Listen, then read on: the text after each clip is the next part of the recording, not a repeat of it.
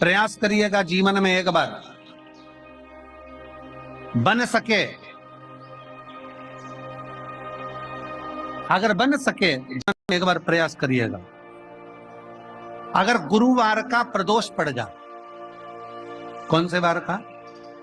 गुरुवार का प्रदोष पड़ जाए, बृहस्पतिवार का यदि प्रदोष पड़ जाए तो प्रदोष के दिन, प्रदोष काल में, प्रदोष के दिन, प्रदोष काल में शिवालय में जाएं, शंकर के मंदिर में जाएं, एक ही दिए के अंदर एक फूल बाती, कैसी बाती है? फूल बाती, और उसी दिए के अंदर एक लंबी बाती, दो बाती। कौन सी बाती हैं? जम के बोलो जरा। एक फूल बाती, एक लंबी बाती, दो बाती। एक ही दिए के अंदर फूल बाती, लंबी बाती दोनों रख लें। थोड़ा सा घृत की बातियां, तेल की बाती नहीं, घी की बाती रखें, और दोनों बातियां उसमें रखकर 3 बेलपत्र भगवान शंकर के मंदिर में लेकर जाएं। दिए को भी प्रज्वलित नहीं करना है। पहली बेलपत्र नंदीश्वर की जो ऊपर का भाग होता है, जिसको हम शिव तत्व भाग कहते हैं, नंदी के पीठ पर एक भाग होता है जिसको शिव तत्व भाग कहा जाता है, वो नंदी की पीठ पर जो भाग है वहां पर एक बेलपत्र समर्पित कर। दूसरा बेलपत्र आप जो माता पार्वती जी का, जैसे ये शिवलिंग है और ये गोल भाग है, ये माता पार्वती जी का हस्तकमल है, तो माता पार्वती जी का जो हस्तकमल है, इस हस्तकमल पर कहीं पर भी एक बेलपत्र आप समर्पित कर दें। और तीसरे नंबर की जो बेलपत्र है, तीसरे नंबर की जो बेलपत्र है वो भगवान शंकर पर समर्पित कर दें। जो दिया आप लेकर गए हो मंदिर में, उसी दिए को नंदी और महादेव इन दोनों को दर्शन कराते हुए अगर मंदिर के अंदर लगाने दें दिया तो ठीक है, ना लगाने दें तो दीप को बीच में बस स्पर्श कराकर भले बाहर जाकर लगा दो, पर प्रयास करो वो दीप, वैसे तो बीच में नंदी और शिव के मध्य में वो दिया स्पर्श होना चाहिए। जैसे ये नंदी है और ये शिव है, तो इसके मध्य में दीप स्पर्श कर ले, भले उसको जलाने ना दें, पर स्पर्श मात्र कर कर अगर आपने एकांत में कहीं पर भी ले जाकर लगा दिया, उस दीप को जला दिया, तो गया हुआ कितना भी करोड़ रुपया हो, वो धीरे धीरे कर कर गया हुआ धन हमारा वापस आता ही। कोई खाकर भी बैठ गया तो देगा जरूर, वो धन आएगा जरूर, कैसे भी आएगा, पर अपनी संपदा वापस। कल भी कथा में कहा था कि मंदिर नहीं जा सकते तो उसकी चौखट का दर्शन करो, उसके दरवाजे के द्वारपाल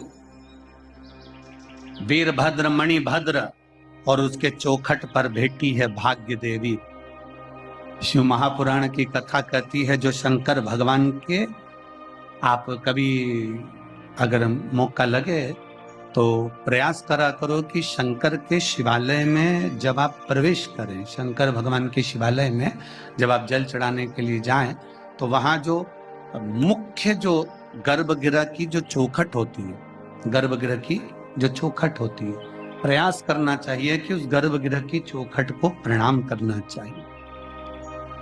और प्रयास ये भी करो कि गर्भगृह की जो चौखट होती है उस पर लात न रखते हुए आप उस चौखट को लांघने का प्रयास करा करो, चौखट को लांघ, गर्भगृह की चौखट को प्रणाम।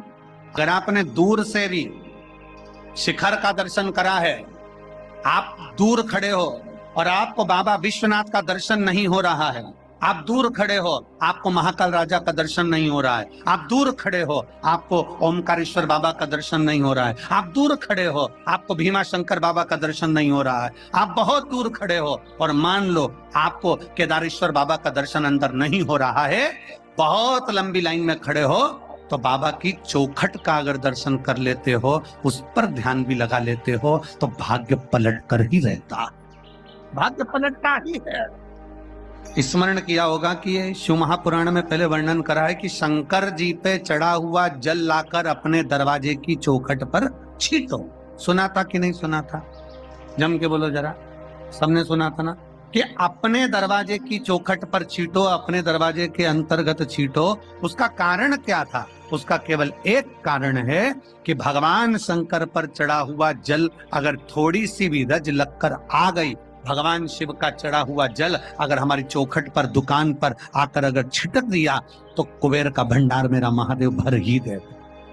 शंकर भगवान तुझे ना हार देंगे ना अंगूठी देंगे, पर शंकर भगवान तेरी किस्मत पलट दे। गुरुवार की प्रदोष पड़ती है तो शिव गंगा के स्थल पर निवास करते हैं। गुरुवार की प्रदोष शत्रुओं का नाश करती है। ऐसी प्रदोषों का नियम वर्णन किया, फिर लिखा शिव महापुराण में, बड़ा सुंदर लिखा वेदव्यास जी ने। मान लो आप प्रदोष का व्रत नहीं कर सकते,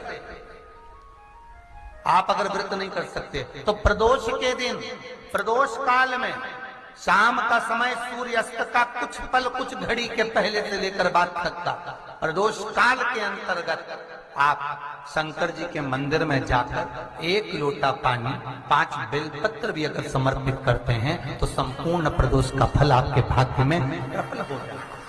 शिव महापुराण में शिव कथा कहती है, नंदी का एक पांव जो ऊपर होता है, आप लोग दर्शन करे होंगे शंकर जी के मंदिर में नंदी के, तो नंदी का एक पांव उठा हुआ होता है, एक पांव नीचा की ओर होता है।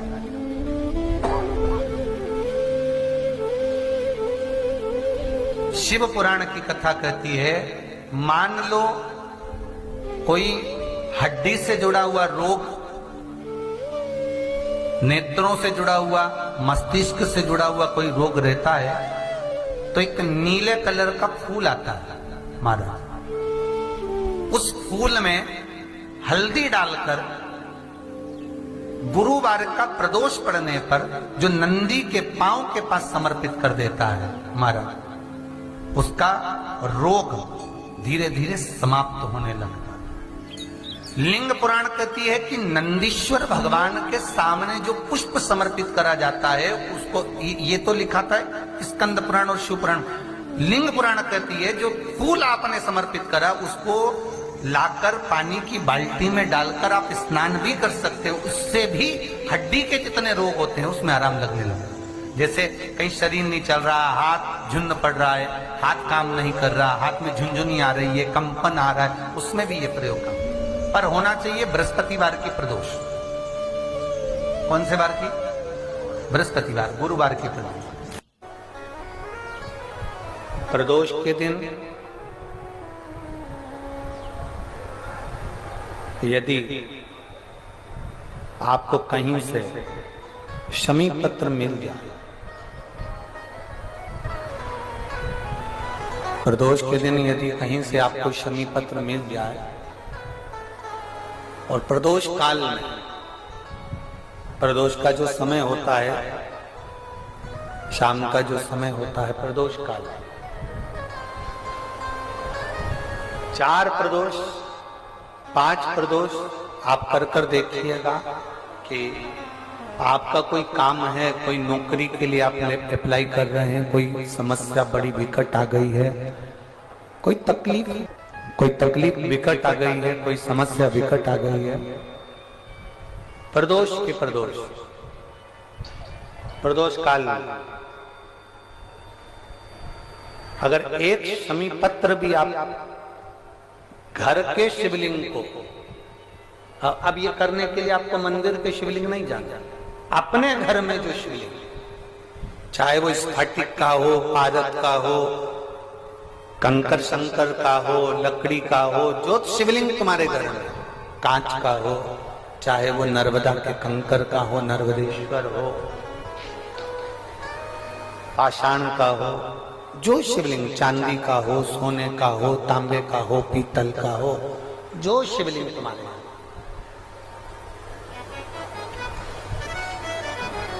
एक शमी पत्र यदि आप भगवान शंकर के शिवलिंग पर समर्पित कर रहे हो और उस शमी पत्र को उठाकर रात्रि को 9:15 की जो एक मुहूर्त होता है, एक समय होता है, जिस समय पर हम अपने मन की बात भगवान शंकर को कहते हैं, पूर्व में भी इसका वर्णन हम कर चुके हैं कथाओं में। उस 9:15 पर वो शमी पत्र को उठाकर एक कागज में, एक कटोरी में उसको रखते थे। 4 या 5 प्रदोष के उस समी पत्र को अपने पास में रखिए और जिस कार्य के लिए जा रहे हो उसको जेब में ऊपर के भाग में उसको रखकर लेकर जाइए। आपका वो कार्य सफल होकर ही रहेगा, वो रुक नहीं सकता।